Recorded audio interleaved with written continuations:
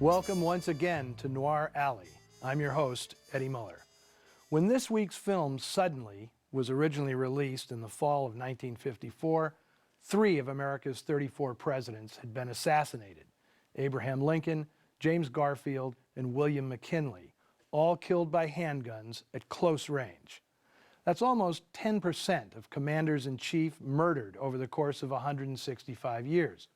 Nothing to worry about, I guess, especially if you were to judge by the nation's film critics. Far from being seen as a harbinger of a new and scary era of politically motivated violence, Suddenly earned high marks from critics for being a suspenseful, if far-fetched, melodrama. What caught reviewers and the public off guard, more than the idea of a sniper angling to kill the president, was the performance of the film's star, Frank Sinatra. In his previous movie, From Here to Eternity, Sinatra had won a supporting actor Oscar for his portrayal of mouthy PFC Angelo Maggio, proving that dramatic acting came as naturally to him as singing. But critics and audiences were thrown for a loop when, as his follow-up, Sinatra chose to make this film, Suddenly. Or maybe I should say, he suddenly decided to make this film, Suddenly. His performance as hired killer John Barron had reviewers comparing him to the worst villains in movie history. Haven't got time to worry. I just make my plans and carry them out. Now, the film noir movement had already spurred some once happy-go-lucky actors to cross over to the dark side. Guys like Dick Powell, John Payne, and Dennis O'Keefe. But none of them took it as far as Sinatra does in this film. He's not robbing a bank or trying to bump off some dame's husband. He's on a mission to murder the President of the United States. In the mid-50s, attempted assassination of presidents was not a common movie premise. When the subject had been broached at all, it was always in a historical context, like The Birth of a Nation or The Tall Target. A speculative contemporary story about killing the president? That was simply bad form. But that didn't stop screenwriter Richard Sale. He based the script on a short story he'd written in the early 40s, but reworked it after learning that newly elected President Dwight Eisenhower traveled to and from vacations in Palm Springs by train, since First Lady Mamie Eisenhower hated to fly. A veteran pulp fiction writer, Sale put his imagination to work, and what emerged was a film that, in hindsight, is an amazing time capsule. Suddenly crystallizes a turning point in American history, a pivot between the nation's image of itself as a land of simple, God-fearing, law-abiding small towns and a sinister new landscape of organized crime and wide-ranging conspiracies.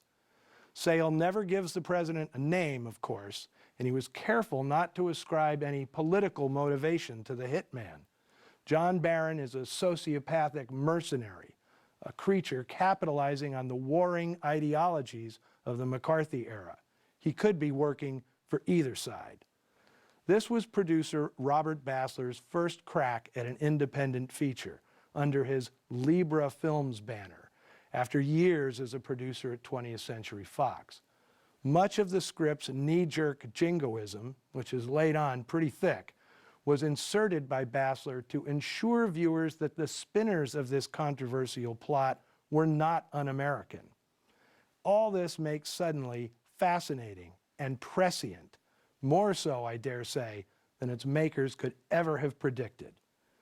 As Sinatra's foil, small-town Sheriff Todd Shaw, paragon of all-American virtue, the producers cast Sterling Hayden, who was always at a pivot point in his life and career.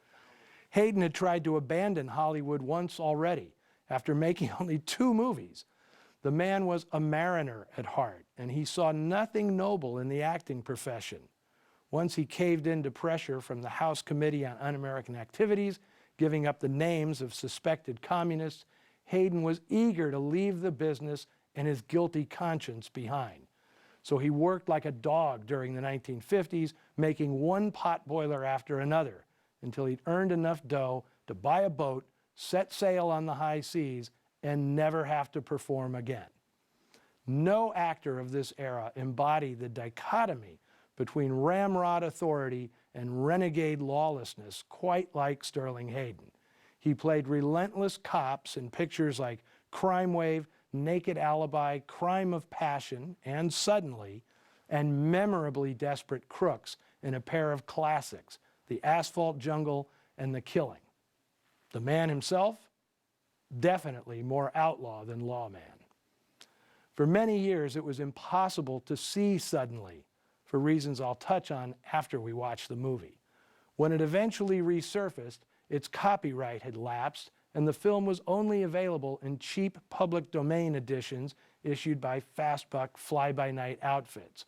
We owe a debt of gratitude to film preservationist Serge Bromberg of Paris-based Lobster Films for undertaking a complete restoration of the film, which is the version that you are about to see.